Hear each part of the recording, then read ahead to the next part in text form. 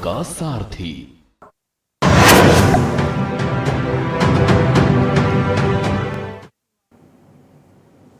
नमस्कार, स्वागत। अभिवादन। मैं दुर्गेंद्र चौहान हूं और आप मंथन देख रहे हैं। राजस्थान कांग्रेस के पूर्व अध्यक्ष, पूर्व उप मुख्यमंत्री सचिन पायलट का अपनी ही सरकार के खिलाफ आज एक दिन का धरना राजनीतिक हलके में चर्चा का विषय रहा। पायलट ने पूर्ववर्ती वसुंधरा राजे की सरकार में हुए भ्रष्टाचार, खनन घोटाले, तमाम मुद्दों को लेकर अपनी सरकार को घेरा और ये कहा कि मैं 3-4 बार कह चुका हूँ, चिट्ठी लिख चुका हूँ, लेकिन अब तक 5 साल होने को आए, गहलोत सरकार ने कोई कार्रवाई, एक्शन नहीं लिया। पायलट कहते हैं कि मैंने करप्शन पर कार्रवाई के उद्देश्य से आज दलितों के महान नेता, महापुरुष ज्योतिबा फुले को स्मरण करके मैंने आज ये धरना रखा था।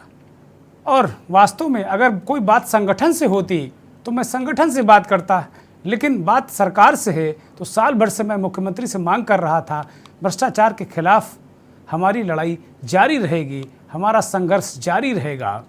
और अनशन वास्तव में वसुंधरा के खिलाफ है या गहलोत के खिलाफ, यह सवाल एक बार अलग तरीके से पूरे परिदृश्य में कौंध रहा है।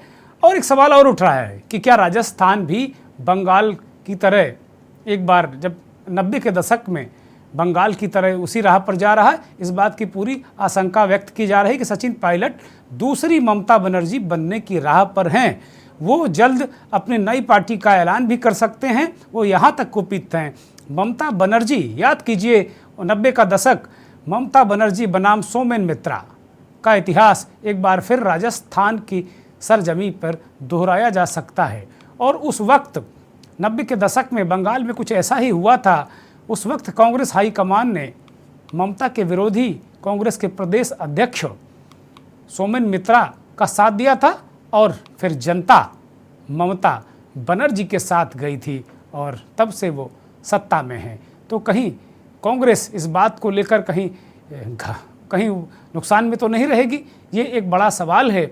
और सबसे बड़ा एक और सवाल आज मंथन में कि जब भारतीय जनता पार्टी एक एक करके अपने छत्रपों से जो एक एक राज्य में थामे हुए हैं, उन छत्रपों से किनारा कर रही है या उनकी जगह नए नेतृत्व को आगे ला रही है, तो कांग्रेस छत्रपों पर क्यों टिकी है? यही बड़ा सवाल आज मंथन में।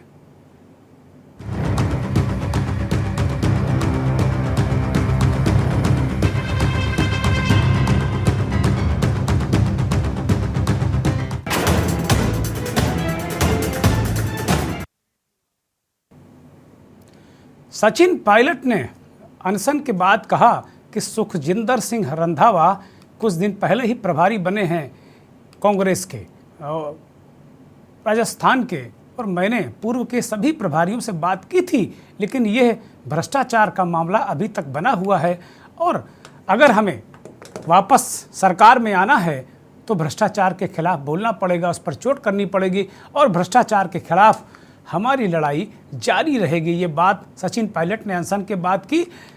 शहीद स्थल पर उन्होंने अनशन किया और उसके बाद फिर सीधे ज्योतिबा फुले के स्मारक पर गए और वहाँ उन्होंने एक तरीके से उन्हें श्रद्धा सुमन अर्पित किए। ये तस्वीरें उस अनशन की हैं, उस दृश्य की हैं। और बड़ा सवाल यही एक बार फिर आ रहा है कि एक तरफ बीजेपी ने अपने पुराने छत्रपों से एक एक करके किनारा कर लिया है और दूसरे दलों से आए नेताओं और युवा चेहरों को तरजीह देते हुए राज्यों की कमान दी है या केंद्र में उन्हें प्रमुखता से स्थान दिया है। तो दूसरी तरफ कांग्रेस पार्टी अभी भी अपने पुराने छत्रपों पर भरोसा कर रही है।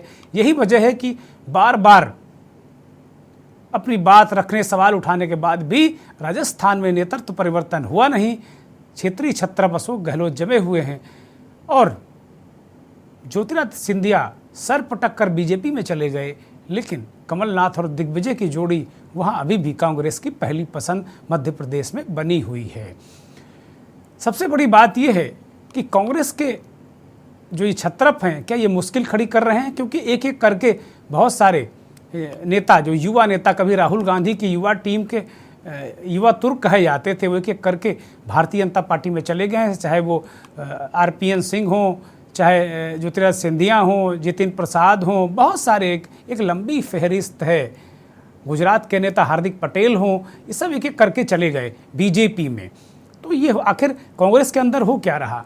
आज ये भी चर्चा थी मीडिया में कि शायद कांग्रेस का जो राजस्थान का जो प्लेन है वो टेक ऑफ होने वाला है और उसके पायलट सचिन पायलट ही होंगे। ऐसी खबरें, ऐसी चर्चाएं बहुत सारी आज दिन भर रहीं। हालांकि इससे पूर्व भी 2-3 बार सचिन पायलट नेतृत्व के सामने अपने विचार रख चुके हैं और बार बार ये कह रहे हैं कि भाई राजस्थान में अब एक तरीके से बहुत मेहनत करनी होगी। और वो बार बार उनका इशारा वही है कि नेतृत्व परिवर्तन किया जाए। एक दृश्य भी था कि एक तरफ सचिन पायलट अनशन कर रहे थे, दूसरी तरफ अशोक गहलोत जो मुख्यमंत्री हैं राजस्थान के, वो राजस्थान की तमाम योजनाओं के बारे में वहाँ के लोगों को बता रहे थे कि भाई इसकी सिक्योरिटी, उसकी सिक्योरिटी, सोशल सिक्योरिटी, शिक्षा का अधिकार, इलाज का अधिकार। और वो कह रहे हैं कि मैं राजस्थान को मैं ऐसा बना दूंगा, अद्भुत बना दूंगा कि जनता कहेगी। और अशोक गहलोत ये कह रहे थे कि भाई 2030 तक हम राजस्थान को नंबर 1 बनाएंगे। ये आज उन्होंने इसी दरमियान, जहाँ एक तरफ पायलट ये बात कह रहे थे, अशोक गहलोत भी एक महंगाई राहत कैंप की बात कर रहे थे। वो कह रहे थे कि पूरे राजस्थान में महंगाई जो राहत कैंप हैं वो लगाए जाएंगे, शिक्षा का अधिकार, दवा का अधिकार, पढ़ाई का अधिकार, ये तो सब वो दे ही चुके हैं, पुरानी पेंशन बहाल कर चुके हैं। और वो अंत में जनता से उन्होंने ये कहा कि महंगाई के कैंप लगेंगे, लोगों को राहत मिलेगी, आपका बोझ मेरा बोझ है।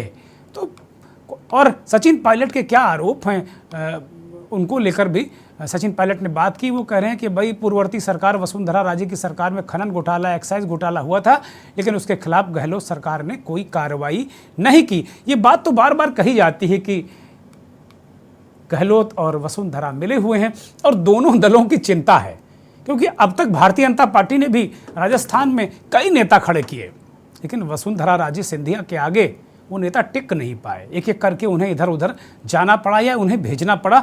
वहाँ बीजेपी की भी दाल नहीं गल रही है वसुंधरा के आगे, और कई प्रयास कर चुके। पिछली बार जब वो सरकार में थी तो मोदी गेट जो मसला हुआ था ललित मोदी का, उसके बाद कहा गया था कि इस्तीफा दे दीजिए, लेकिन वसुंधरा ने इस्तीफा देने से इनकार कर दिया था और नेतृत्व के एक बहुत बड़े नेता को ये कह दिया था कि भाई आपके विधायक कितने हैं, 3-4। और उसके बाद फिर नेतृत्व ने दोबारा वसुंधरा राजे से ये नहीं कहा कि आप इस्तीफा दे दीजिए। तो वो इतनी ताकतवर नेता हैं और राजस्थान के 2 ताकतवर नेताओं ने इस देश की दोनों बड़ी राजनीतिक दलों को एक तरह से चक्कर गिन्नी की तरह घुमा कर रखा है। मंथन में हमारे साथ कुछ मेहमान जुड़ गए हैं। मेहमानों का परिचय कराते हैं। राजेश गोस्वामी वरिष्ठ पत्रकार राजस्थान से हमारे साथ जुड़ गए हैं। बहुत स्वागत, बहुत धन्यवाद, बहुत आभार। इस देश के जाने माने संपादक वरिष्ठ पत्रकार शैलेश जी दिल्ली से हमारे साथ जुड़ गए हैं। शैलेश जी बहुत स्वागत, बहुत धन्यवाद, बहुत आभार। वरिष्ठ पत्रकार संपादक आलोक भदौरिया जी भी हमारे साथ थोड़ी देर में जुड़ेंगे, उनका भी बहुत स्वागत। अशोक और चंद्रेश कुमार प्रवक्ता हैं कांग्रेस के, वो 8:30 बजे के बाद जुड़ेंगे। अशोक कंठ जी भारतीय जनता पार्टी के राजस्थान के प्रवक्ता हमारे साथ जुड़ेंगे। और राजस्थान और देश को बहुत अच्छी तरह समझने वाले बहुत ही वरिष्ठ पत्रकार संपादक प्रताप राव साहब हमारे साथ जुड़ गए हैं। राव साहब बहुत स्वागत, बहुत धन्यवाद और बहुत आभार आपका के न्यूज़ को वक्त देने के लिए। आज मंथन की शुरुआत हम प्रताप राव साहब से ही करते हैं, क्योंकि प्रताप राव साहब वैसे तो पूरे देश में घूम घूम कर तमाम चैनलों का नेतृत्व किया है, पत्रकारिता की है, लेकिन राजस्थान में बहुत लंबे समय से वो हैं और वहाँ की राजनीति को, वहाँ के दोनों नेताओं को बहुत करीब से जानते हैं। प्रताप राव साहब, ये राजस्थान में हमने जो आज मंथन में एक सवाल उठाया कि भारतीय जनता पार्टी के जो क्षेत्रीय छत्रप थे कि एक एक करके भारतीय जनता पार्टी ने लगभग किनारे कर दिए और मोदी का चेहरा ही हर राज्य में है। उत्तर प्रदेश को अगर योगी जी को आप छोड़ दिया जाए तो लगभग सारे राज्यों में यही दिक्कत, मतलब अच्छी बात उनकी भाजपा के लिए है, लेकिन देखने में ये आ रहा है। दूसरी तरफ कांग्रेस पार्टी क्षेत्रीय छत्रपों को, पुराने नेताओं को गले लगाए हुए युवा नेतृत्व एक तरीके से किल हो गया है और सचिन पायलट अब फड़फड़ा रहे हैं। ये भी खबर आई कि वो ममता बनर्जी ने जैसा 90 के दशक में किया था, क्या उस तरह की स्थिति बनती है वहाँ पर? प्रताप राव साहब। देखिए, निश्चित तौर पे आपने जो शुरुआत में बात कही कि भारतीय जनता पार्टी और कांग्रेस के बीच में जो अंतर बताया कि जहां एक और भारतीय जनता पार्टी एक अपना एक यूनाइटेड चेहरा पेश कर रही है, वहां एक चेहरा नरेंद्र मोदी है, पार्टी का कमल निशान है और पार्टी है। और दूसरी और जो अलग अलग प्रदेशों के नेता, अलग अलग इलाकों के नेता हैं, अब धीरे धीरे वो पार्टी में समाहित होते जा रहे हैं। तो ये निश्चित तौर पे पार्टी में एक बदलाव है, क्योंकि इसका एक बहुत बड़ा कारण है। देखिए, हम सब जानते हैं कि इस बदलाव का सबसे बड़ा कारण ये है कि आज केंद्र में भारतीय जनता पार्टी बहुत ही सशक्त पार्टी है। और हम सब जानते हैं, जो राजनीति में है या पत्रकारिता में है या आम जनता भी जानती है, आज अगर देश में कोई वोट बैंक या कोई वोट खींच सकता है, वोट को कन्वर्ट कर सकता है, तो ताकतवर नेता भारतीय जनता पार्टी के पास है। तो उससे बड़े ताकतवर नेता इस समय भारतीय जनता पार्टी में कहीं नहीं है। इसलिए आज नरेंद्र मोदी के चेहरे में ही सभी नेताओं के चेहरे छिप गए हैं। दूसरी ओर कांग्रेस के साथ कि हम सब जानते हैं कि कांग्रेस जब से 2014 से सत्ता से हटी है, तो हटने के बाद लगातार कांग्रेस गिरती जा रही है, लगातार कांग्रेस हारती जा रही है, लगातार कांग्रेस का प्रदर्शन कमजोर होता जा रहा है, लगातार कांग्रेस को बड़े बड़े नेता छोड़ते जा रहे हैं। तो वहां अब ऐसी स्थिति आ गई है कि कांग्रेस पार्टी बैसाखियों के सहारे, अपने प्रदेशों के नेताओं के सहारे, छोटे छोटे नेताओं के सहारे अब अपना काम चलाती है। इसलिए दोनों में अंतर है।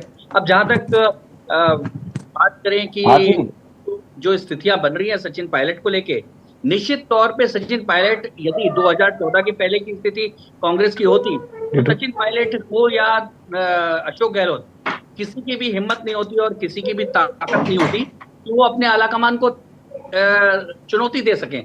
लेकिन अब हम सब जानते हैं कि कांग्रेस आलाकमान की क्या स्थिति है, कांग्रेस के हालात क्या हैं। तो उन सब स्थितियों में सचिन पायलट भी अब कांग्रेस नेतृत्व को आंख दिखाने लगे। उसका बहुत बड़ा कारण है, एक तो उनको लगातार जो बार बार वादे किए जाते रहे, उनको बार बार गांधी परिवार ने ही मनाने के नए नए दौर चलते वादे हुए, कांग्रेस का नेतृत्व पूरा नहीं कर पा रहा। तो कुछ ये सारी बातें हैं जिसके चलते आज पायलट अपनी अलग दिशा की ओर बढ़ते जा रहे हैं। और ये कांग्रेस की नियति है। देखिए, नियति है कांग्रेस के 100 साल पूरे हुए, काफी दिन हो चुके हैं, काफी साल हो चुके हैं। तो कांग्रेस अपने पूरे समय पूरा कर चुकी है। तो लगता है कि कांग्रेस जो नियति है, जो प्रकृति का नियम है, उस नियम के अनुसार अपनी गति को प्राप्त कर रही है। प्रताप राव साहब, एक और सवाल छोटा सा है, फिर मैं आगे जाऊंगा आगे मेहमानों के पास। क्या सचिन पायलट की विधायक दल में वो पैठ है क्या, उतने विधायक हैं क्या जो सरकार चला सके, क्योंकि पिछली बार वो एक्सपोज हो चुके हैं? दुर्गेश जी के आने वाले नवंबर में चुनाव होने वाले हैं। कुल मिलाकर अगर देखा जाए तो बहुत कम समय बचा है, इसलिए विधायक कितने हैं या नहीं है ये बड़ा विषय बचा नहीं है। आने वाले समय में चुनाव किस तरह से लड़ा जाएगा, क्या इक्वेशन होंगे, क्या समीकरण होंगे, सचिन पायलट किनके साथ गठजोड़ कर, सचिन पायलट कांग्रेस में होंगे या कांग्रेस के बाहर होंगे, ये सारी बातें अब उस पर सचिन पायलट निर्णय करेंगे। तो इस बात से अब कोई फर्क नहीं पड़ता कि कितने विधायक उनके साथ आते हैं। देखिए, मैं जहां तक सचिन पायलट की बात बताऊं, ये निश्चित तौर पे पूरे देश की जनता को भी समझना पड़ेगा कि सचिन पायलट की बताकर कम से कम यहाँ एक कम से कम गुर्जर जाति में अपनी ऐसी स्थिति बना ली है कि गुर्जर जो है राजस्थान के, उनको फॉलो करने लगे हैं। साथ में एक बहुत बड़ी बात यह भी है कि जो कांग्रेस के अंदर ही जो अशोक गहलोत को नहीं चाहते थे, उन लोगों ने भी जो है सचिन पायलट को चुन लिया है। देखिए, सचिन पायलट को नकारा नहीं जा सकता, खारिज नहीं किया जा सकता, ठीक बात है। सचिन पायलट को एकदम किनारे नहीं किया जा सकता। सचिन पायलट आज राजस्थान में एक ताकत बन चुके हैं, इससे कोई भी दो राय नहीं है। ठीक बात है। इस बीच देश के जाने माने संपादक वरिष्ठ पत्रकार आलोक भदौरिया जी भी हमारे साथ जुड़ गए हैं। भदौरिया जी, बहुत स्वागत, बहुत धन्यवाद। मैं शैलेश जी के पास जाऊंगा। शैलेश जी, मेरा सवाल वही फिर आपसे होगा। प्रताप राव साहब ने कहा कि ठीक है, कांग्रेस बूढ़ी हो गई है, लाचार हो गई है, उसको अपने छत्रपों के आगे घुटने टेकने पड़ रहे हैं, लेकिन मैं थोड़ा अलग तरीके से समझना चाहता हूं। क्योंकि जो छत्रप होते हैं वो पूर्व में छत्रपों के सारे इंदिरा गांधी भी राजनीति करती थी और तमाम क्षेत्रीय छत्रप डेवलप थे, लेकिन भारतीय जनता पार्टी में प्रताप राव साहब ने एक बात बड़ी महत्वपूर्ण बताई कि ठीक है, एक ही चेहरे में सब है, हाथी के पांव में सबका पांव, ये कहावत है अवधि में। ठीक बात है, मोदी के चेहरे में सारे चेहरे हैं, लेकिन सबसे बड़ा अगर क्षेत्रीय छत्रप आपके पास नहीं तो एक खतरा होता है कि अगर मेन चेहरे में डेंट आया तो भर भरा कर सब सीधे जाते हैं। मेरा सवाल है कि भाई बीजेपी नया नेतृत्व, आगे का नेतृत्व बढ़ा रही है और कांग्रेस अभी कमलनाथ, दिग्विजय और इन्हीं पर टिकी हुई है। एक नेता जो आखिरी बचा है, युवा नेता, वो भी फड़फड़ा रहा है, भड़बड़ा रहा है, और वो पार्टी बना सकता है या भाजपा के साथ जा सकता है। क्या क्या आप देख रहे हैं, क्या समझ रहे हैं राजस्थान में कांग्रेस को और मौजूदा जो उनका चल रहा है सचिन पायलट का? बहुत साफ स्थिति है कि सचिन पायलट के पास विधायक नहीं है, नंबर नहीं। ज्यादा विधायकों का समर्थन जो है वो गहलोत के पास में है, मुख्यमंत्री जो अभी हैं। तो ये जबरदस्ती मुख्यमंत्री बनना चाहते हैं और मुख्यमंत्री नहीं बन पाए तो ये सरकार तोड़ने की कोशिश कर चुके हैं। दुर्भाग्य है कि कांग्रेस ने उनको अभी तक निकाला नहीं है। ऐसे लोगों को पार्टी से निकाल देना चाहिए। जितना जल्दी कांग्रेस इस तरह के लोगों को साफ कर देगी उतना ही मजबूत होकर उभरेगी। और ये जो कहा जा रहा है कि पार्टी बूढ़ी हो चुकी है, तब तो भारत जो है एक अति प्राचीन है। हमारा इतिहास तो कई हजार सालों का है, हम बूढ़े हो चुके हैं। नई नेतृत्व आती रहती है और वो जो है उसको आगे ले जाते हैं, तो ये अलग मामला है। लेकिन ये राहुल गांधी के साथ महत्वाकांक्षी लोगों की एक जमात जुड़ी हुई थी, जिसमें ज्योतिरादित्य सिंधिया थे। जब उनके पास 10-15 विधायक थे तो उन्होंने अपनी ही सरकार गिरा दी और आजकल केंद्र में मंत्री बन के खुश हैं। उत्तर प्रदेश में जतिन प्रसाद थे, उन्होंने भी जो है उनको बड़ी कोशिश की राहुल गांधी ने रखने की, उसके बाद भी फिर वो चले गए। अब वो उत्तर प्रदेश में मंत्री हैं, बड़े खुश हैं। गुलाम नबी आजाद अपनी अलग रास्ता खोज रहे हैं। अरे गुलाम नबी आजाद कश्मीर में, जम्मू कश्मीर में 1 सीट लोकसभा की जीत सकते हैं क्या? तो ऐसे ये तो बोझ हैं। इनको ढोने के कारण जो कांग्रेस है वो असफल हो रही है। इस तरह के लोगों को तुरंत और बिल्कुल तुरंत जो है वो उनको साफ कर देना चाहिए ताकि नया नेतृत्व जो है उनके सामने आ सके। ये बात सही है कि यंग लोगों को ग्रूम करना चाहिए, लेकिन ऐसे महत्वाकांक्षी लोगों को नहीं जिनका मकसद सिर्फ सत्ता में बने रहना है। उसके लिए जिस पार्टी में उनको जगह मिले उस पार्टी में जाएंगे। सचिन पायलट क्या हैं, क्या थे? सचिन पायलट का राजनीति में योगदान क्या है? सचिन पायलट के पिता राजेश पायलट, वो भी, उनका भी पॉलिटिक्स में कोई योगदान नहीं है। मैं दुर्गेंद्र जी, मैं अनुरोध करूंगा कि आपका जो पीसीआर है उसमें एक फीडर खुला हुआ है जिसके चलते पीसीआर की सारी आवाज बाहर आती है। माफ कीजिएगा, मैं उन लोगों से रिक्वेस्ट करूंगा कि उस फीडर को तो ऑफ कर ले। पीसीआर के साथ ही इसको बंद कर दें, क्योंकि शैलेश जी जिंदगी भर टीवी चलाते रहे तो बहुत बारीकी से वो चीजों को बता रहे हैं। पीसीआर के साथ ही इसको तत्काल बंद कर लें ताकि डिस्टर्बेंस ना रहे। जी, तो ये जो समस्या है ना, ये पार्टी की अलग समस्या है और राहुल गांधी अपनी तरफ से कोशिश कर रहे हैं। वो जीतेंगे या नहीं जीतेंगे ये अलग बात है। जिन किसी राज्यों में कांग्रेस और बीजेपी दो ही पार्टियां हैं, वहां कांग्रेस की स्थिति बुरी नहीं है। और आप कहते हो कि नया नेतृत्व नहीं है, इसलिए अभी कुछ लोग कह रहे थे कि इसलिए ये सुक्खू जो हैं हिमाचल प्रदेश में जो मुख्यमंत्री बने, कौन से पुराने नेतृत्व के हैं? बिल्कुल नए खड़े हुए हैं। और बीजेपी कौन सा नया नेतृत्व पैदा कर रही है? हेमंत विश्वा शर्मा वो बीजेपी के नेता है। 6 साल 7 साल 8 साल पहले कहाँ थे वो? त्रिपुरा के जो चीफ मिनिस्टर हैं साहा, वो भी कांग्रेस से आयातित हैं। बहुत सारे लोग आए हैं, वो भी कांग्रेस। बहुत सारी लंबी फेहरिस्त है। कर्नाटक में बोमई कहां से आए हैं? इनके पिता तो कांग्रेस के मुख्यमंत्री थे। तो इसलिए कोई ये अलग एक दौर चल रहा है। अभी आपने देखा कि अभी कांग्रेस के एक बड़े नेता के बेटे जो हैं वो चले गए, वो दुख भी व्यक्त कर रहे थे। एंटोनी साहब के बेटे गए हैं बीजेपी में। तो सबसे महत्वपूर्ण बात है। लेकिन प्रताप राव साहब ने एक बड़ा महत्वपूर्ण सवाल उठाया। वो कह रहे हैं कि भाई गुर्जरों में करंट आ रहा है सचिन पायलट को लेकर, और ये करंट कहीं कांग्रेस को लग ना जाए। जो उम्मीदें पाले हुए है कांग्रेस पार्टी राजस्थान में, उन उम्मीदों को कहीं करंट ना लगा दे पायलट का जो ये करंट है।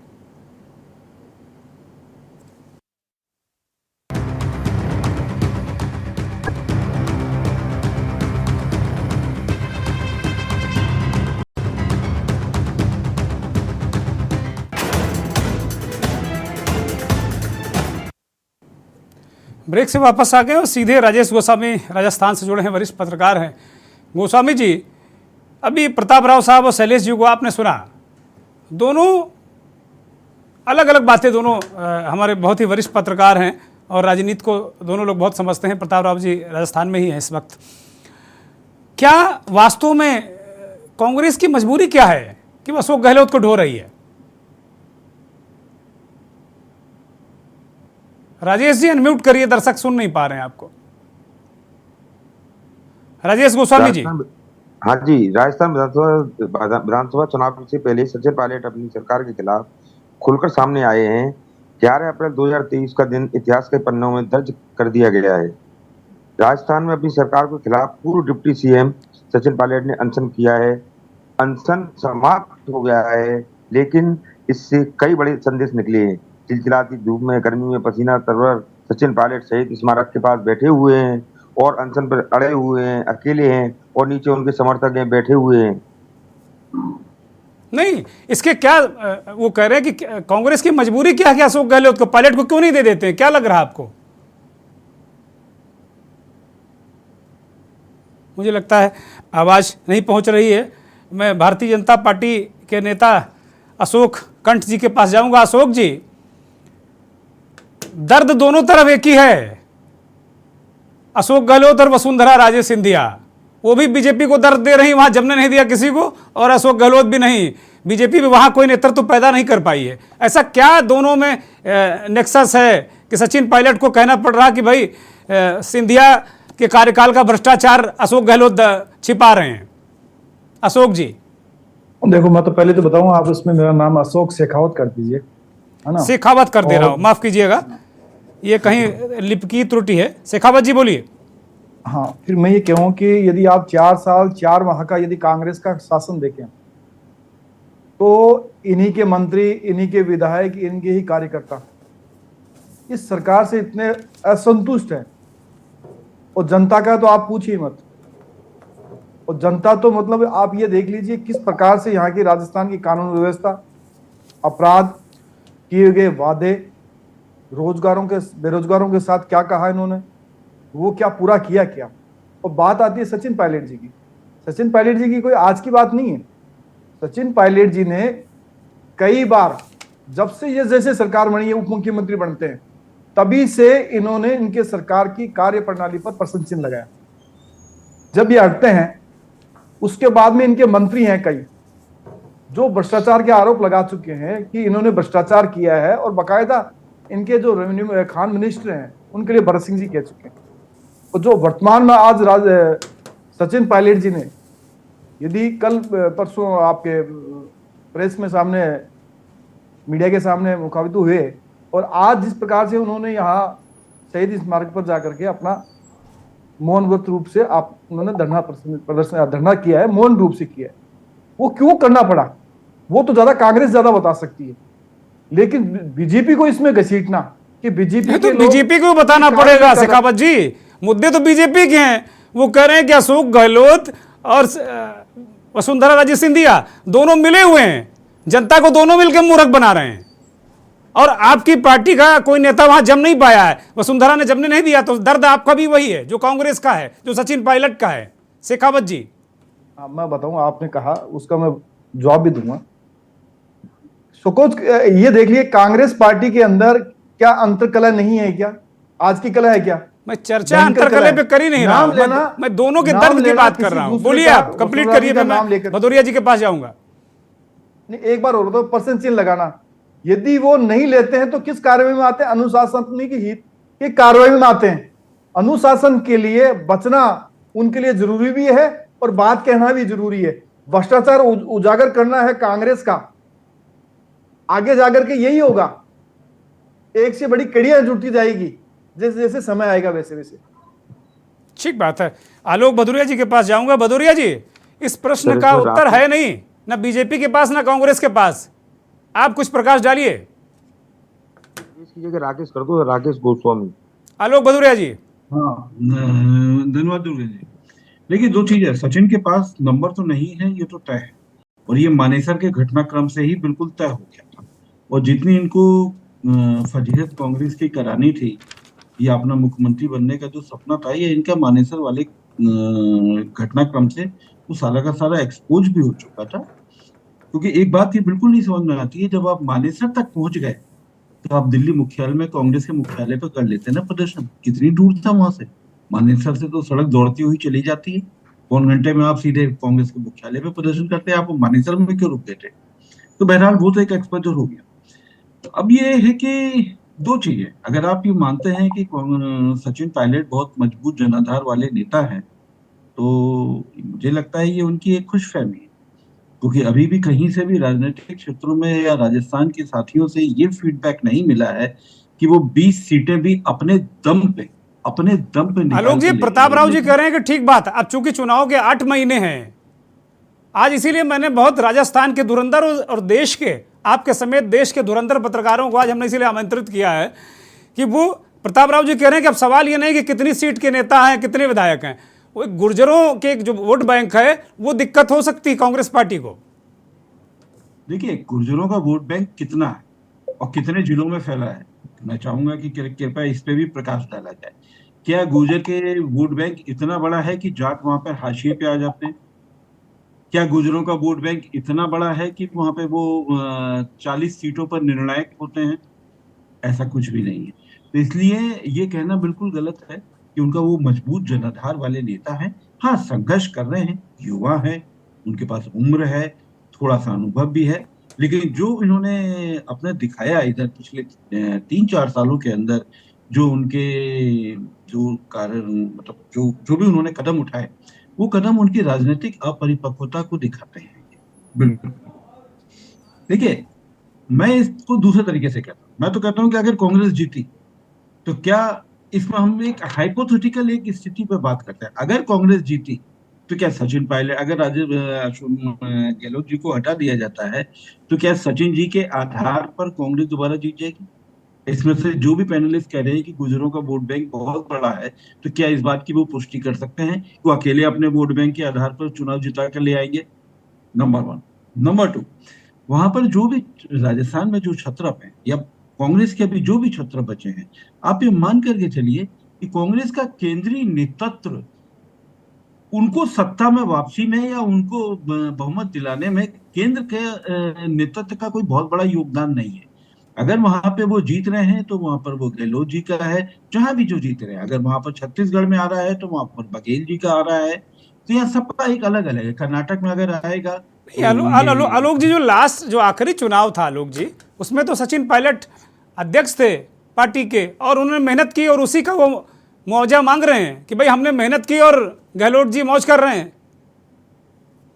राजनीति हाई स्कूल का एग्जाम नहीं होता है कि आपने 365 दिन पढ़ाई करी है या 700 दिन पढ़ाई कर ली है तो अब आपको गोल्ड मेडल मिलना ही चाहिए। राजनीतिक इसका नाम नहीं होता। राजनीति में एक ऐसा होता है कि आपको वो देखना भी पड़ता है कि आप कहाँ पर पहुंच रहे हैं, आपको क्या मिला, कितना मिला। ये भी एक चीज बहुत महत्वपूर्ण चीज है। अगर आप अधीर हो जाएंगे, देखिए राजनीति में सबसे बड़ी चीज है कि टाइमिंग बहुत इंपॉर्टेंट होती है।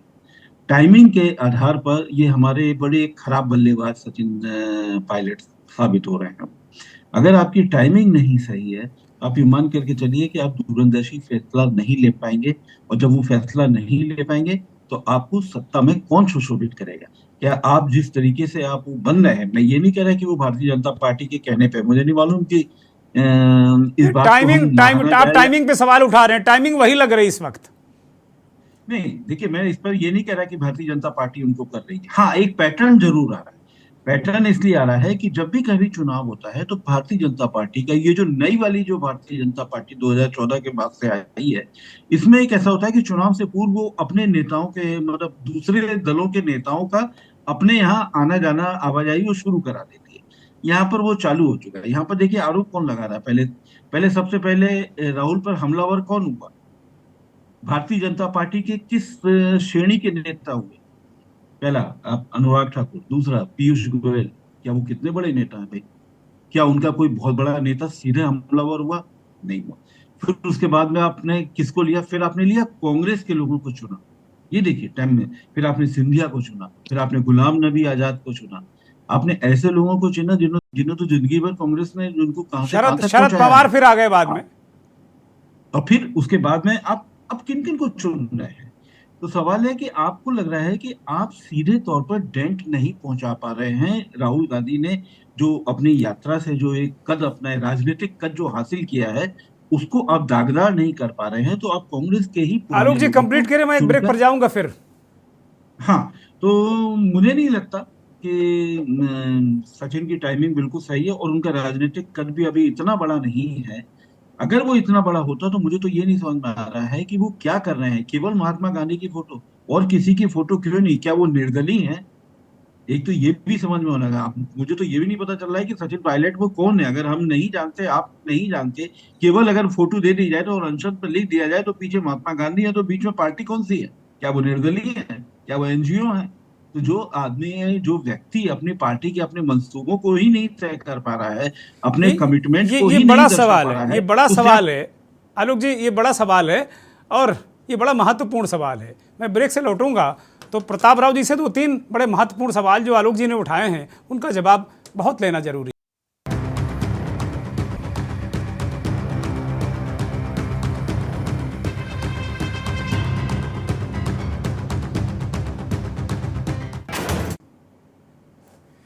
सीधे प्रताप राव साहब के पास चलेंगे, राजस्थान में मौजूद हैं और बहुत ही वरिष्ठ पत्रकार हैं। प्रताप राव साहब, आलोक जी ने 2-3 बड़े महत्वपूर्ण सवाल उठाए। उन्होंने एक महत्वपूर्ण सवाल ये उठाया कि ठीक है, गुर्जरों में बहुत अच्छा संदेश गया है।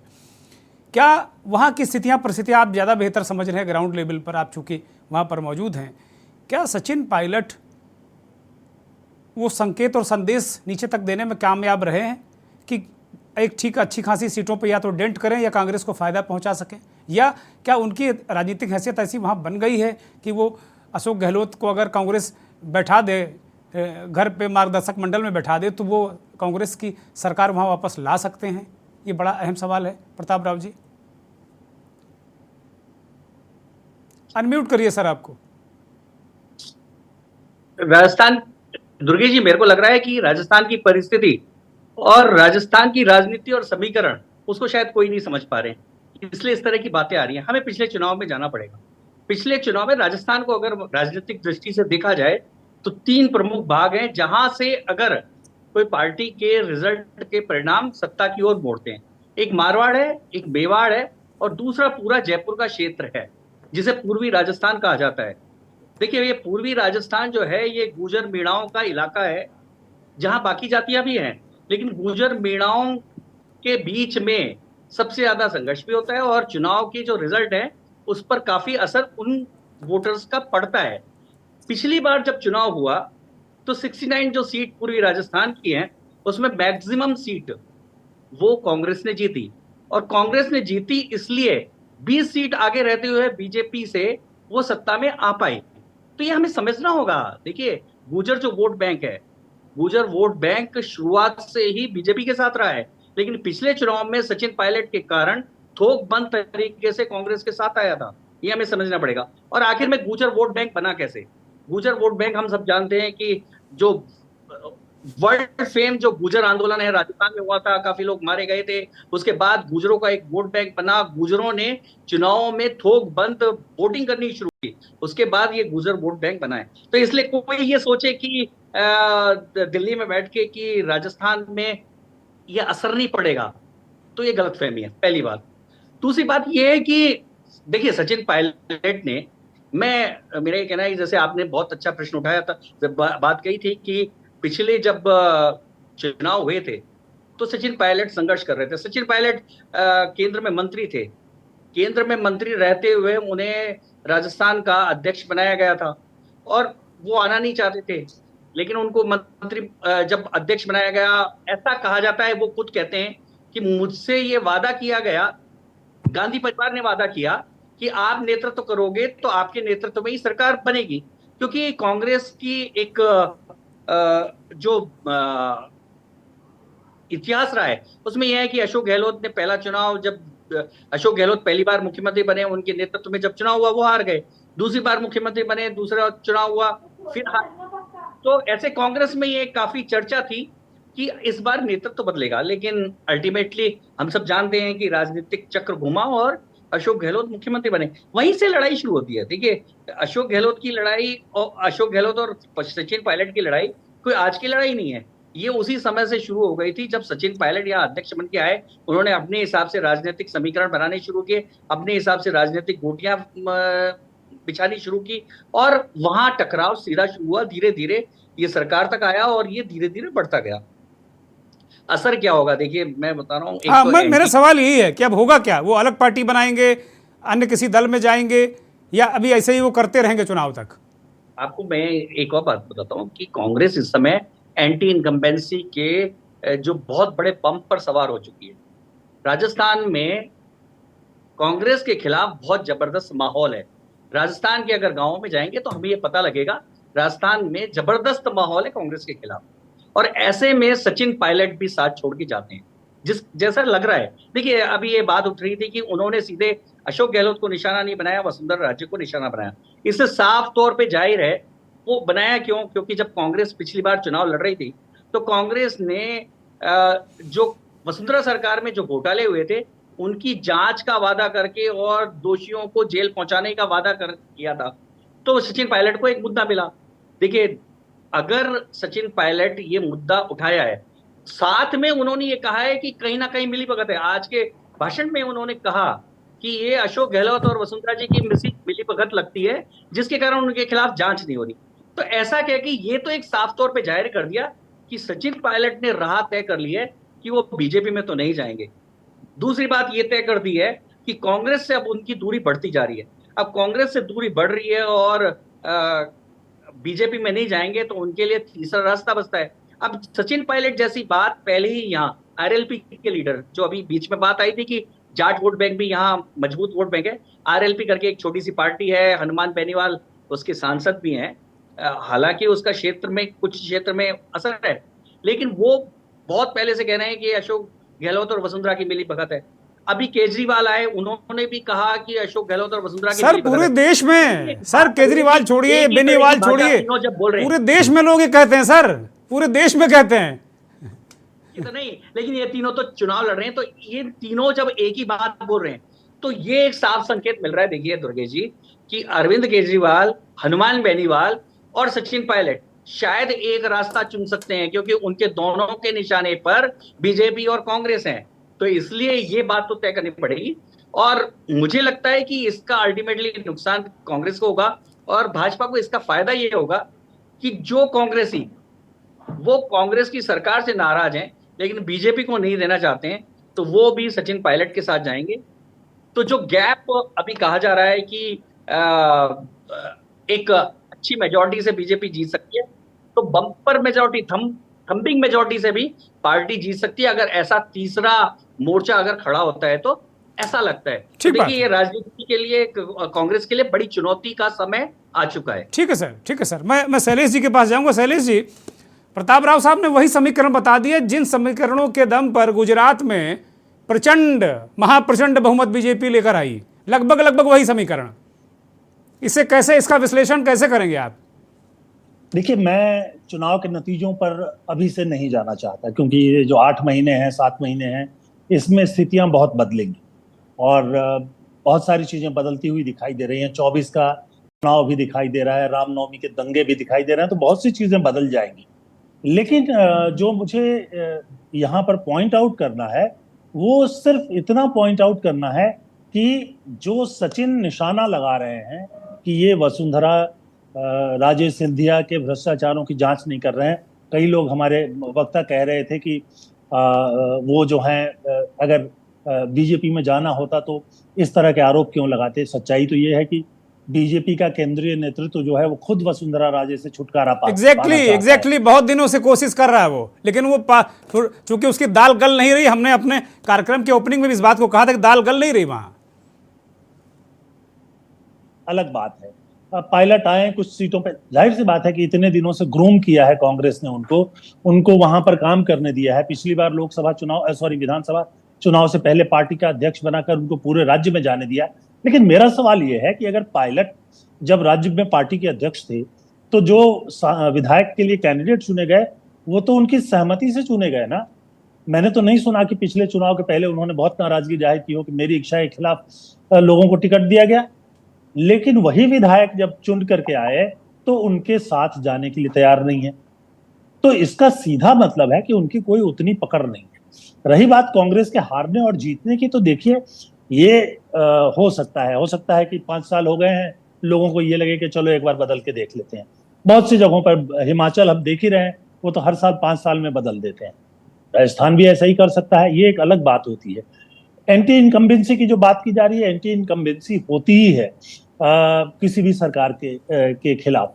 लेकिन अब वो सरकारें जो हैं कौन से चमत्कार के जरिए, उसके जो नेता हैं वो किस तरह के चमत्कार के जरिए एक नया मुहिम शुरू कर लेते हैं, सारा जो एजेंडा है उसको बदल देते हैं, उस पर बहुत सी चीजें निर्भर करेंगी। तो इसलिए अभी से हम अगर ये कहें कि सचिन पायलट जो है वो कांग्रेस का नुकसान करेंगे, नुकसान होगा कुछ क्षेत्रों में, हो सकता है कुछ क्षेत्रों में फायदा भी हो। वो अगर कुछ क्षेत्रों से गुजर को काट कर ले जाएंगे तो वहां जाट जुड़ सकते हैं। ये बड़ा चलता रहता है, इसमें कोई ऐसा गणित नहीं है। लेकिन इन सब के ऊपर इमोशनल इश्यूज आते हैं। अब इमोशनली आप कैसे टैकल करते हैं चुनाव के आखिरी 2-3 महीनों में, इस पर बहुत कुछ डिपेंडेंट होता है। और मोदी जी निश्चित तौर पर इसमें माहिर है। मोदी जी के जो भाषण होते हैं, जब वो बोलते हैं तो वो 2-3 महीनों में ही पूरा माहौल बदल देते हैं। 2019 के चुनावों में हमने देखा, लग रहा था सारा अखबार सब कुछ कह रहे थे कि एंटी इनकम्बेंसी है, अब इस बार ये होने जा रहा है, वो होने जा रहा है। तब तक बालाकोट हुआ और क्या हो गया सब आपको पता है। तो इसलिए जो राजस्थान की स्थिति में है, मैं अभी से ये कहना नहीं चाहूंगा कि कौन जीतेगा कौन हारेगा, लेकिन मैं इतना जरूर कह सकता हूं कि सचिन पायलट जैसे नेता कांग्रेस के ऊपर बोझ हैं, और जब तक इन लोगों से कांग्रेस अपने आप को मुक्त नहीं करती है, तब तक कांग्रेस को नया रास्ता मिलना मुश्किल है। वो अकेले नहीं, कुछ तो चले गए, सिंधिया चले गए, उसके अलावा जो ये उत्तर प्रदेश से भी 1-2 लोग चले गए। सो जा रहे हैं, जाने दो। किरण कुमार रेड्डी चले गए अभी वहां कर्नाटक में। इनके गए बिना जगन मोहन को उन्होंने बनाया नहीं, किरण कुमार रेड्डी को बना दिया था और वो भी चले गए। मतलब वो भी चले गए। जब जगन मोहन भी नाराज, किरण कुमार रेड्डी भी नाराज। कांग्रेस के साथ पूरे देश में शैलेश सर, पूरे देश में परिस्थितियां हैं। इस बीच कांग्रेस के नेता प्रवक्ता चंद्रेश जी हमारे साथ जुड़े हैं। चंद्रेश जी बहुत स्वागत, धन्यवाद।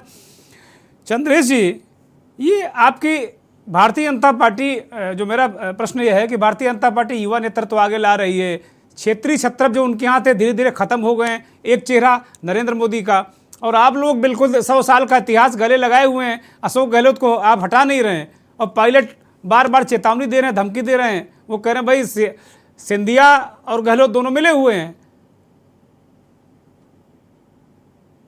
चंद्रेश जी सुन पा रहे हैं क्या? जी जी जी, अरे बोलिए महाराज। हेलो, आवाज आ रही है हमारी? प्रताप राव जी हंस रहे हैं कि आपके पास कोई उत्तर नहीं है। नहीं, ऐसी बात नहीं है, आपकी आवाज हमारे तक नहीं आ रही है। अच्छा, मेरा प्रश्न ये है कि आप लोग 100 साल का इतिहास गले से लगाए हुए हैं, आप युवा नेतृत्व को आगे नहीं बढ़ने देंगे क्या? आप लोग वो भाजपा के लिए आप तैयार कर रहे हैं क्या कि जाओ भैया ले लो? है ना, राजनीति के अंदर इस तरह की घटनाएं बहुत सहज होती हैं और एक स्वाभाविक प्रक्रिया का ये हिस्सा है। देश के अंदर सभी को अपने मत को अभिव्यक्त करने का अधिकार है। अशोक गहलोत साहब की सरकार वहां बेहतर कर रही है, विधायक उनके साथ है, रोज नई योजनाएं लाई जा रही हैं, और राजस्थान विकास की प्रक्रिया में तेजी से आगे बढ़ रहा है। पुराना पेंशन भी वहां। अच्छा, आप पूरी लिस्ट लेकर आ गए। वही भैया, वो नहीं सुनेंगे आज हम ज्यादा। आप पूरा वही विज्ञापन पढ़ रहे हैं जो चैनल में चल रहा है, हमारे चैनल में छोड़ के। ये पढ़ने से काम नहीं चलेगा। देखिए राजस्थान के लोग क्या सोच रहे हैं उस पर, दिल्ली में बैठ के या दूर से प्रताप जी जरा चंद्रेश को बोलने दीजिए, फिर मैं पूछता हूँ। चंद्रेश जी बोलिए। पूर्व में जो है वसुंधरा सरकार में जो भ्रष्टाचार हुए हैं उसकी जांच होनी चाहिए। तो क्यों नहीं करा रहे हैं आप लोग? 5 साल सरकार खत्म करने आए हैं, मतलब वसुंधरा और अशोक जी बिल्कुल मिले हुए हैं। जनता दोनों दल परेशान है, दोनों दलों का यही दर्द है। राजनेता के तौर पर मैं कहूंगा पार्टी गाइडलाइन की तरफ से कि वहां पर सचिन पायलट साहब को कोई भी डिसीजन लेने से पहले शीर्ष नेतृत्व से, पार्टी राष्ट्रीय अध्यक्ष से एक बार बात जरूर करना चाहिए था। इस तरह की जो भाई पार्टी ने तो उनको मना किया कि अनशन मत करो, माने कहाँ वो? प्रभारी जो रंधावा जी उन्होंने कहा था कि गैर कानूनी अनशन, मतलब गैर संवैधानिक पार्टी की लाइन में अनशन है ही नहीं है। उसको दूसरे तरीके से अपनी बात रखनी चाहिए थी। ठीक बात और है। मुझे लगता है कि ये पार्टी के गाइडलाइन के, पार्टी के लिए अनुशासन की दृष्टि से और पार्टी के भविष्य की दृष्टि से भी बहुत सही नहीं है। वो एक युवा है और बहुत लंबा राजनीतिक कैरियर है उनका, इस विषय को भी अरे भाई युवा कितनी, मतलब क्या बूढ़े होने तक इंतजार करेगा क्या चंद्रेश कुमार जी? सिंधिया गए, जितिन गए, आरपीएन गए, मतलब पूरी लाइन लग गई। बचा कौन आपकी पार्टी में राहुल गांधी को छोड़ के? राहुल गांधी से ही सीखना चाहिए। उनको राहुल गांधी से ही सीखना चाहिए कि राहुल गांधी जी कितने आरोपों के बाद, कितने उनको बदनाम करने की सरकार के द्वारा तो राहुल गांधी की अपनी पार्टी है, मोदी जी कहते हैं परिवार की पार्टी, वो कहां जाएंगे? उनको थोड़ी लेंगे मोदी जी। चलिए चंद्रेश जी से कुछ संपर्क गड़बड़ा रहा है, मैं शेखावत जी के पास जाऊंगा। शेखावत जी, ये बात लगभग कमोबेश सभी ने कही कि भाई जो वसुंधरा की काट आप लोग ढूंढ नहीं पा रहे हैं। बेनीवाल जी पहले आप लोगों के साथ में थे, फिर अलग पार्टी बनाई। वसुंधरा के पीड़ित भाजपा में लंबे हैं और इधर अशोक गहलोत वाले भी लंबी लिस्ट है। आप लोग इस बार कोई फार्मूला लेकर आए हैं क्या? देखो, पहले तो मैं ये बताऊं कि जिस प्रकार के आपके पैनलिस्ट में बैठे थे कि 2019 में भारतीय जनता पार्टी यदि प्रचंड बहुमत से 303 सीट लेके आती है तो ये कह रहे हैं सब बालाघाट हो गया। मुझे लगता है कि जनता का, जनादेश का ये बड़ा अपमान है। वो पॉलिटिकल लोग नहीं है, वो पॉलिटिकल लोग नहीं है, वो पॉलिटिकल लोग नहीं, कोई प्रवक्ता नहीं है। अपना व्यू पॉइंट हो सकता है, आप वो इसमें कोई पॉलिटिकल बयान देने की आवश्यकता है नहीं। बोलिए। अच्छा ठीक है, एक इन्होंने कहा, एक और कह दूं मैं आपको कि कांग्रेस के लोग क्यों जा रहे हैं, ये तो कांग्रेस को सोचना चाहिए। युवा भी जा रहे हैं, पुराने लोग भी जा रहे हैं, तो ये चिंतन कांग्रेस तो कर नहीं रही है। और तीसरी बात ये उठी कि सचिन पायलट जी के लिए कहो या किसी दूसरे के लिए कहो कि सब वंशवाद से आए। कांग्रेस की नींव आज चौथी पीढ़ी है, तो कांग्रेस को विचार करना चाहिए। इस प्रकार की यदि पीढ़ी रहेगी तो लोग पुराने भी नहीं रहेंगे, नए भी नहीं रहेंगे, नई सोच भी नहीं आएगी। जो लोग रहेंगे वो उन्हीं के पास ऐसे लोग रहेंगे, तो उनके लोग जाए कहां? भगदड़ मचेगी। उस भगदड़ के लिए क्या है, लोग यदि राजनीति में आते हैं तो अपना देखते हैं कि हमें राजनीतिक अपना पैमाना कहां मिलेगा, तो किसी न किसी दल में जाते हैं और ये स्वतंत्र भी हैं। और दूसरा, आपने कहा कि वसुंधरा राजे जी के लिए, आपने कहा वसुंधरा राजे जी आप राष्ट्रीय उपाध्यक्ष भी हैं। यदि अमित शाह जी यदि राजस्थान के अंदर आते हैं तो आप देखते हैं कि वसुंधरा राजे भी आते हैं, मोदी जी भी आते हैं, तब भी उनके मंच पर आते हैं। सारी सब जितनी भी चर्चा होती है वो होती है। और मैं कह रहा हूँ, उसके अलावा आप देखिए कि भारतीय जनता पार्टी के अंदर सबकी जिम्मेदारी अलग अलग दी हुई है। प्रदेश अध्यक्ष होगा तो उनको क्या काम करना है वो सारा तय है। राष्ट्र में रहेंगे तो उनमें क्या कोऑर्डिनेशन होगा वो सारा काम तय हुआ है। और कांग्रेस की बात मैं करूं तो यदि कांग्रेस कहती है कि साहब हमारा यहाँ बहुमत है, हमने योजनाएं बनाई है, तो 2019 के लोकसभा चुनाव होते हैं तो 25 की 25 सीटें राजस्थान के अंदर आप जाकर एमपी वाली सीटें देते हैं, और 185 सीटों में अंदर विधानसभा में भाजपा है, वो आगे तो क्या गारंटी है कि 18 वाला रिजल्ट अभी 23 में नहीं होगा? फिर ठीक है, आप 24 में फिर 32 जीत जाइएगा, 32-24 फिर जीत लीजिएगा, लेकिन 18 वाले को तो 23 में सामना करने को आप तैयार हैं क्या? इतना घमंड नहीं करे कि कांग्रेस की कि हमने उसमें जीता है। और उसके अलावा पंचायती राज चुनावों में क्या हुआ, 21 चुनाव एक साथ होते हैं तो भारतीय जनता पार्टी ठीक बात है, ठीक बात है। सोचिए, मैं एक ब्रेक पर फिर जा रहा हूं, एक ब्रेक के बाद फिर मैं कांग्रेस से इसका जवाब लूंगा और फिर बाकी मेहमानों का सारथी।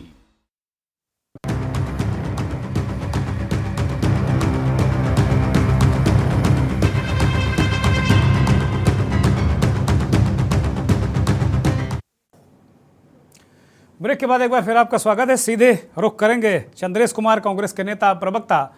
चंद्रेश जी, भारतीय जनता पार्टी के राजस्थान के प्रवक्ता अशोक शेखावत जी कह रहे हैं कि भाई घमंड बहुत आप लोगों के अंदर है, और अभी पंचायती चुनाव में आपके परकच्चे उड़ गए हैं, आपके जो संगठन के, और आपके जिस तरह बुरी तरह से हारे हैं, और घमंड आपका बिल्कुल बहुत सातवें आसमान पर है। आप ऐसा कह रहे हैं कि मालूम दे रहा है कि राम राज्य का नारा बीजेपी देती है, और लेकर आप राजस्थान में आ गए हैं।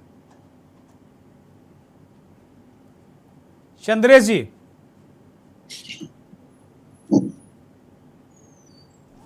चंद्रेश कुमार आप हैं? हेलो चंद्रेश जी, आप मुझे सुन पा रहे हो तो जवाब दीजिए। हाँ हाँ हाँ, अब आवाज आ रही है। मैं आपकी बात सुन नहीं पा रहा हूँ, थोड़ा सा यहाँ पर चंद्रेश जी, बीजेपी के जो प्रवक्ता हैं अशोक शेखावत जी, वो कह रहे हैं कि भाई आप लोगों को घमंड बहुत है। 18 में पिछली बार जब आपने सरकार बना ली थी, 19 में 32 की 32 सीटें ले गए, और अभी पंचायती जो चुनाव हुए पंचायत के, उसमें भी आप बिल्कुल, आप लोगों ने मुंह की खाई, आपकी सरकार है। अगर इतने अच्छा काम कर रहे थे गांव गली में तो ये हादसा क्यों होता? वो कह रहे हैं कि जो आने वाला विधानसभा का चुनाव है उसमें आपको पता चल जाएगा कि किसकी सरकार आ रही है वहां पे। आने वाले विधानसभा चुनाव में राजस्थान में पूर्ण बहुमत के साथ कांग्रेस पार्टी की सरकार बनने जा रही है, इसमें कोई भी संदेह नहीं है, कोई भी एकमत नहीं है। जहां तक भारतीय जनता पार्टी की बात के विरुद्ध एक आक्रोश का भाव है, महंगा ठीक है, कुछ तकनीकी व्यवधान में आलोक जी के पास जाऊंगा। आलोक जी, सचिन पायलट का भविष्य क्या देख रहे हैं? हालांकि हम पत्रकार भविष्यवक्ता नहीं हैं, लेकिन फिर भी पॉलिटिकल, क्या वो अलग पार्टी बना सकते हैं या अभी कांग्रेस में बने रहते हुए दबाव बना रहे हैं, प्रेशर बना रहे हैं? क्योंकि आज फिर उन्होंने अशोक गहलोत पर सीधा हमला किया कि वो भी भ्रष्टाचार में डूबे हुए हैं। तो क्या अशोक गहलोत अपनी ताकत भर क्या उनको यहाँ राजस्थान में जमने देंगे या उनके नेतृत्व में चुनाव होने देंगे, ऐसा लगता है आपको? देखिए, इनके सचिन पायलट का राजनीतिक मंसूबा क्या होगा, इसके बारे में अटकल लगाना थोड़ा सा एक उचित नहीं लगता है। लेकिन हाँ, एक तय है कि ये जो समीकरण है, जहां भी भारतीय जनता पार्टी और कांग्रेस की सीधी लड़ाई होती है, राजस्थान उनमें से एक प्रमुख राज्य है, मध्य प्रदेश भी है, छत्तीसगढ़ भी है और भी कई राज्य है। तो जहां भी भारतीय जनता पार्टी और कांग्रेस की सीधी लड़ाई होती है तो भारतीय जनता पार्टी को काफी मशक्कत करनी पड़ती है जीत के लिए। जाहिर सी बात है कि अगर कोई वो तीसरा कोना अगर निकल करके आता है, या वहीं से ही अगर तीसरे कोने का इशारा प्रताप राव जी ने कर दिया है कि केजरीवाल, बेनीवाल और सचिन, वो बता चुके तीसरा कोना जी। तो मुझे लगता है कि भारतीय जनता पार्टी के हिसाब से अगर ये सोचा जाए और देखा जाए पिछले अनुभव को देखते हुए, तो जरूर अच्छा लगेगा कि कोई ना कोई एक ऐसा कोई मंच बने या कृपया ये म्यूट कर लीजिए, ये आवाज कहीं डिस्टर्ब कर रही बाकी लोगों को, जिसकी यहाँ से भी आ रही हो, ये पैनलिस्ट की तरफ से कहीं से असंतुष्ट अगर वो रहेगा, अगर वो थोड़ा बहुत भी अगर असर डालता है, तो भारतीय जनता पार्टी तो ये इस तरीके से चुनावी मशीनरी में बदल चुकी है कि वो तो एक एक वोट का हिसाब रखती है। तो अगर ये 1-2% का भी अगर वोटों का अगर ये असर पर अगर भारतीय जनता पार्टी की अगर निगाह में है और इनका अगर ये ऐसा कर सकते हैं, तो भारतीय जनता पार्टी के लिए तो ये मुफीद स्थिति है। लेकिन मुझे कोई दूसरा मानना है, मेरा मानना है कि भाजपा हाल फिलहाल जितने भी नेता सुशोभित किए हैं, अगर आप हेमंत असम वाले शर्मा को छोड़कर, हेमंत बिश्वा शर्मा को छोड़कर आप उनके देखिए, उनकी राजनीतिक हैसियत है क्या? अब जैसे अगर हम लोग हरियाणा में चले जाएं, हरियाणा में है क्या आप सोचते हैं कि खट्टर जी अकेले अपने दम पर अपना चुनाव ला सकते हैं?